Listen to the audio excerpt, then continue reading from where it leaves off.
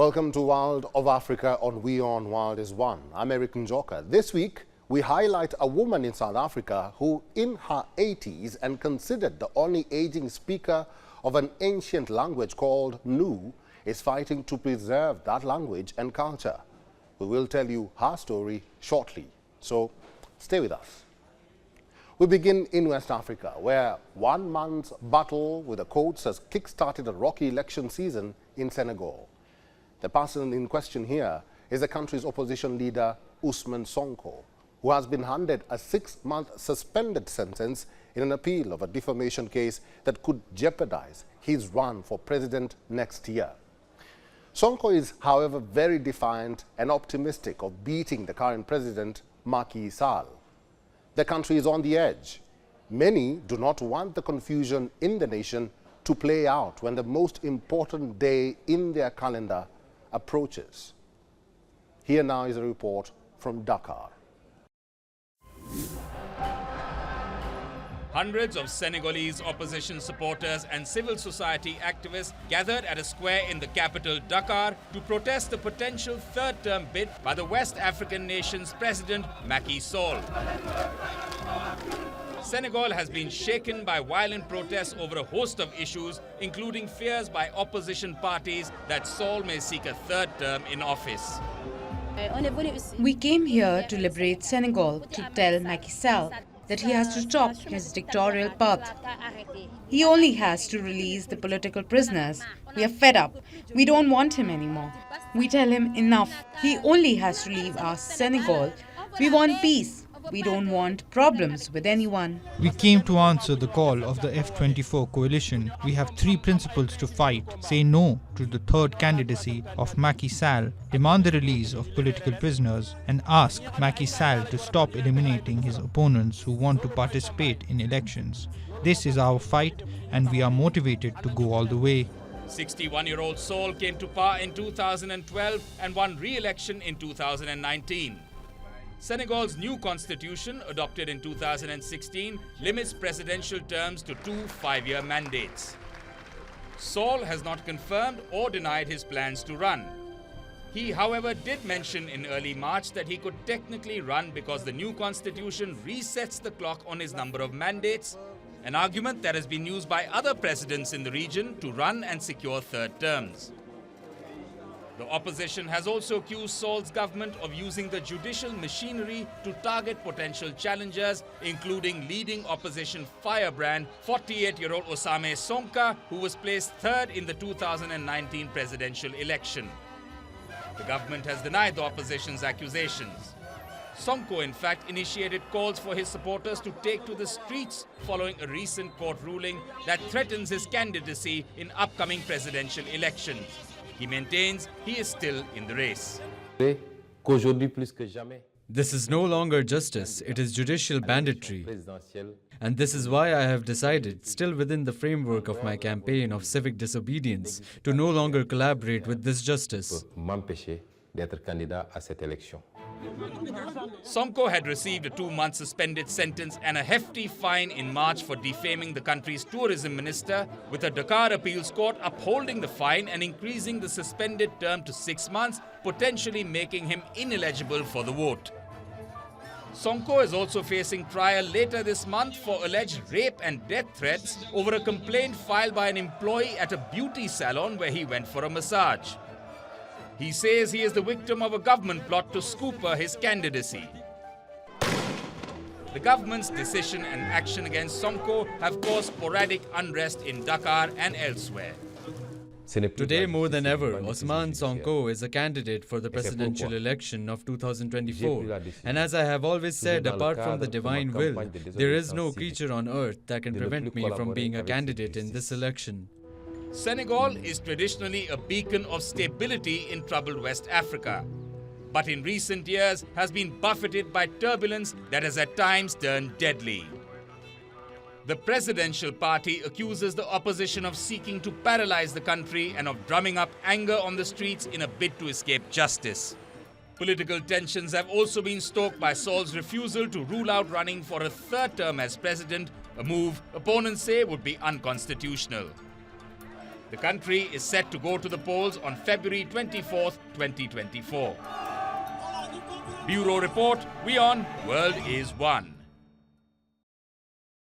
Imagine being in a situation where you're so broke that you would do anything for cash, even sell your hair, for instance. Well, it is happening in Nigeria, where young people who don the dreadlocks hairdo are chopping them off to make a quick buck in order to survive. Our correspondent Louisa Olaniyi explains. Natural dreadlocks, also known as locks, have been a popular hairstyle in Nigeria for many years. The popularity of locks in Nigeria is partly due to the Afrocentric movement that emerged in the 1960s and 70s. It emphasized embracing and celebrating African culture and heritage. The dreadlocks, once associated with counterculture movements, have emerged as a symbol of style, identity, and cultural expression. Growing locks can be daunting, and the average cost of dreadlocks ranges from $48 to $147.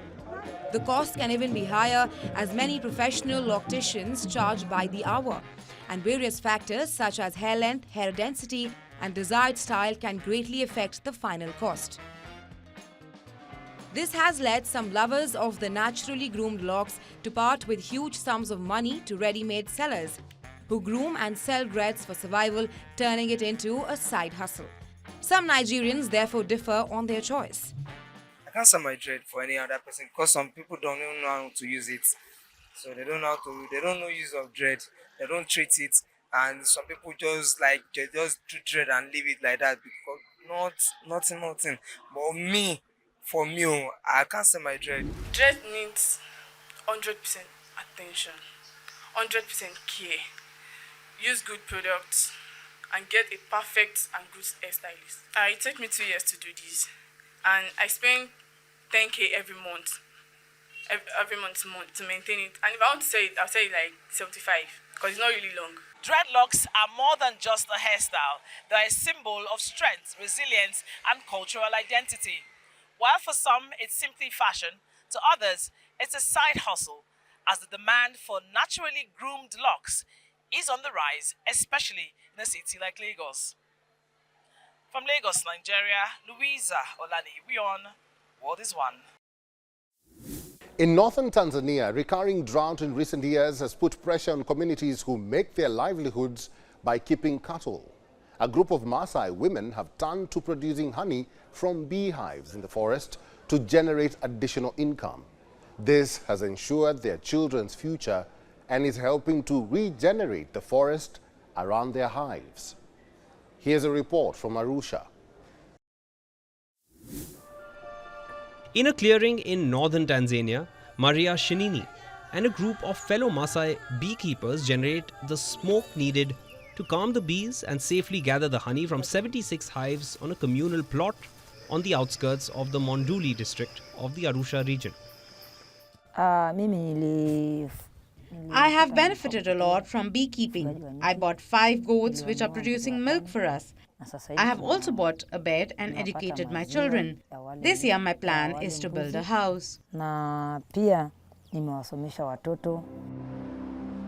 This part of Tanzania is typically green during the wet season, but the rains this year have been less abundant than usual. Decades of recurring drought due to climate change have degraded the landscape and reduced the pasture available for livestock. Introducing bees is one initiative to regenerate the landscape. Beekeeping helps conserve forests because they are home to plants which beekeepers must protect as a food supply for their bees. At a training session, Maria and her group learned that environmental conservation is a crucial element of the care and management of their bees. It is of great importance that our environment is taken care of right from the water catchments. So our training goes hand in hand with these aspects of the environment, taking care of vegetation so that bees can get their food because there is no other source of food. Thanks to various activities, nearly 68,000 hectares of forest have been restored since 2020, and the effect on the community has been significant. Although mostly conducted by smallholders, in Tanzania, honey is big business. Across the country, there are more than 2 million women and men in beekeeping and related jobs such as producers, processors, packers, and salespeople. When people see me going to harvest honey, they are very surprised because in our Maasai community, it's only the men who do beekeeping as individuals. So beekeeping has brought respect to us women and trust us to the forefront. People now know that even Maasai women can do big things. Maria travels her district regularly, urging other Maasai women to join beekeeping groups like hers so they can share her good fortune. Beekeeping helps to ensure a sustainable livelihood for the Maasai women and their families while also protecting and regenerating the surrounding forests. Bureau Report, WION World is One.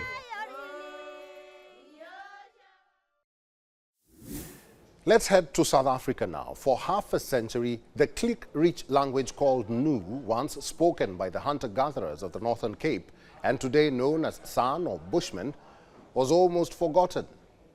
Katrina Esau says not under her watch.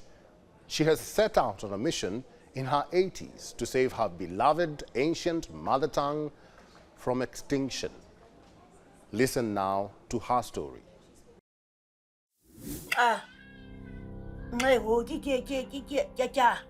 No one else in the world can speak this language. Katrina Esau is the only known person fluent in Nu. It's one of a group of indigenous South African languages all but stamped out by decades of colonialism and apartheid. But at 90 years old, Esau doesn't relish being its sole protector.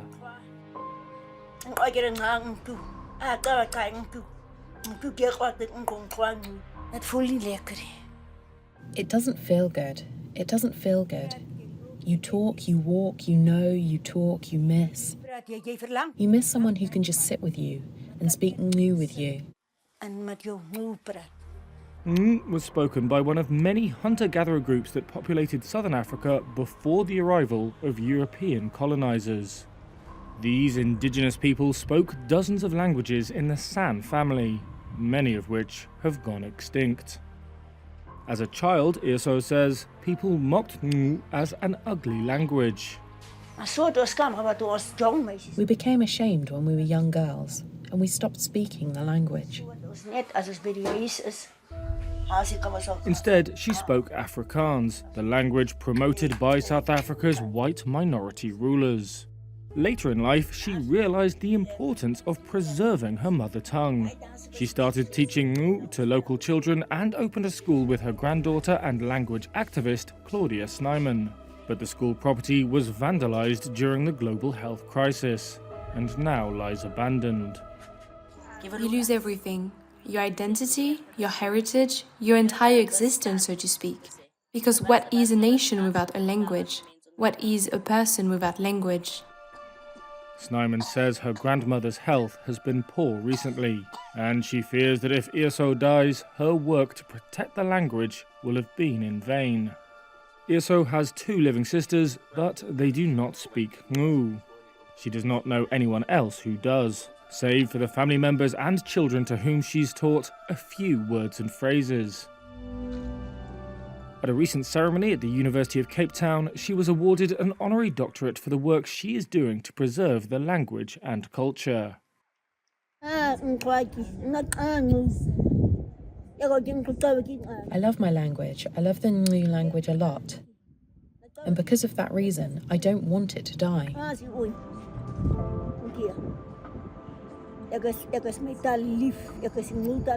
I want it to live on.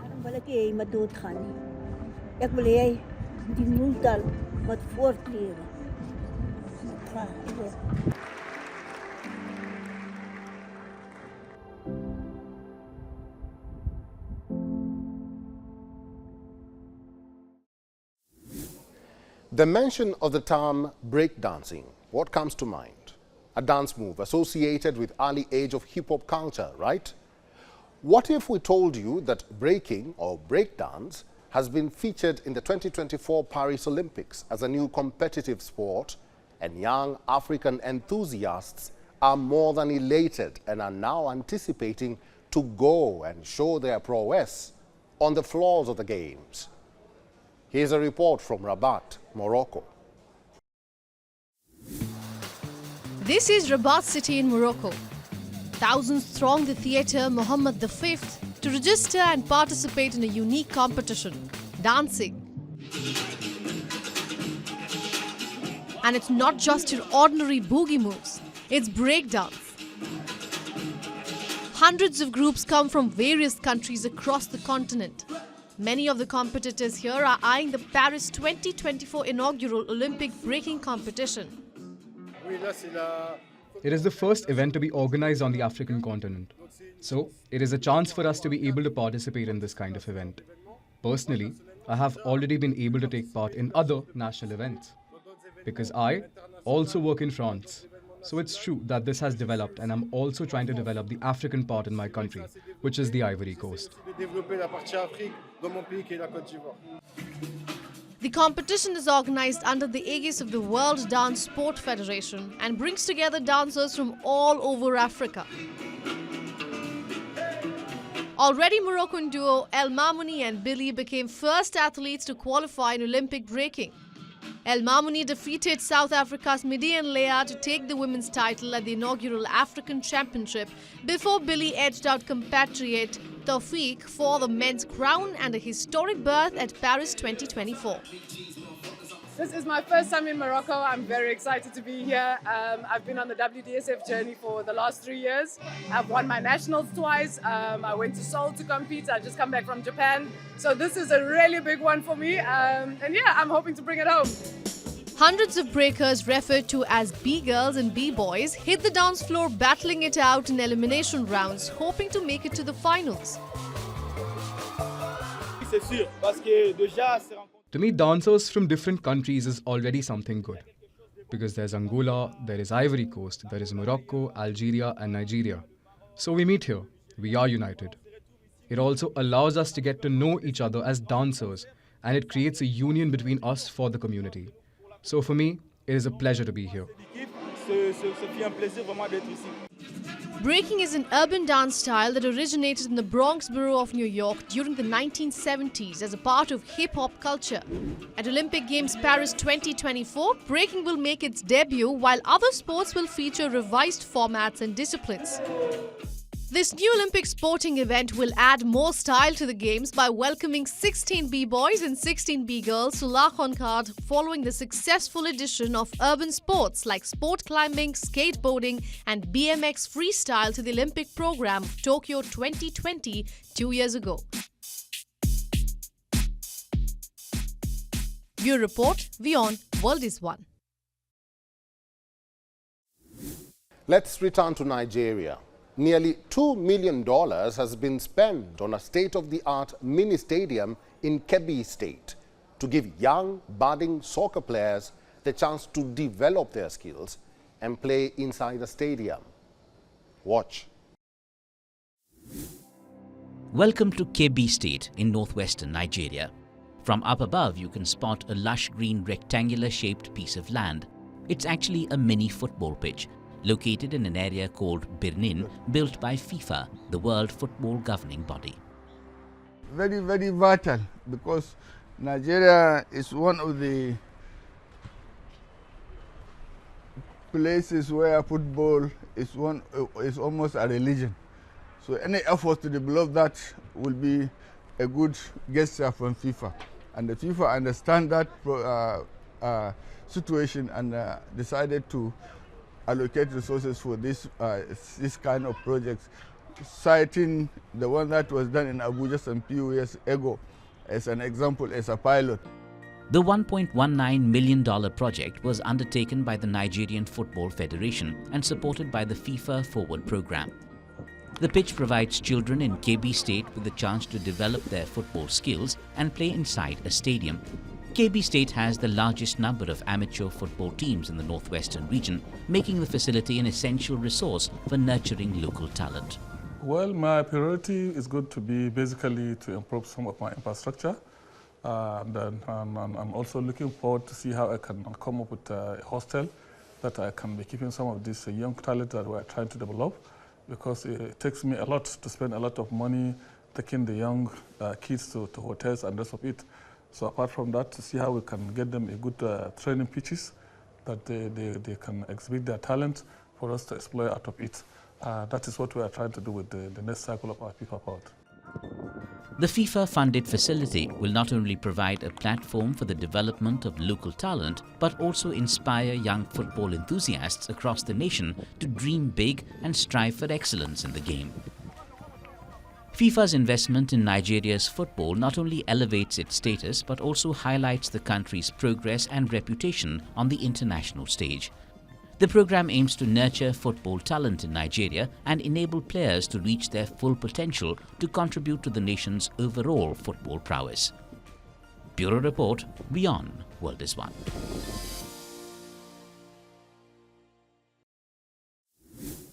And that's our show this week. Thank you very much for watching Wild of Africa with me, Eric Njoka. Find us on all our social media platforms.